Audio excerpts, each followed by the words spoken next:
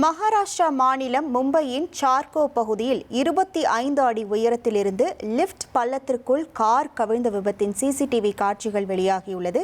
அதனை பார்க்கலாம்.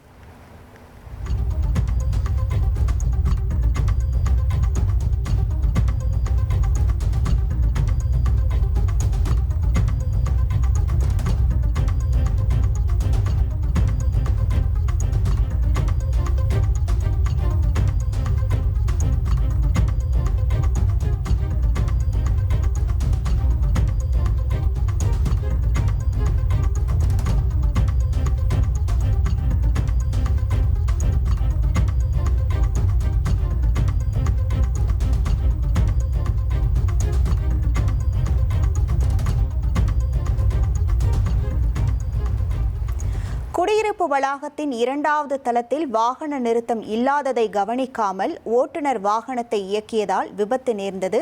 25 அடி லிஃப்ட் பள்ளத்திற்குள் கார் பாய்ந்ததில் ஓட்டுநர் படுகாயமடைந்திருக்கிறார். உடனடியாக கார் ஓட்டுநரை மீட்ட அந்த பகுதி மக்கள் மருத்துவமனையில் அனுமதித்திருக்கிறார்கள். இனி செல்லும் இடமெல்லாம் செய்தி. தந்தி டிவியின் வாட்ஸ்அப் சேனலை ஃபாலோ பண்ணினா செல்ல இருக்கும் இடமெல்லாம் செய்தி. இதோ QR கோட் இப்பவே ஸ்கேன் பண்ணுங்க, ஃபாலோ பண்ணுங்க.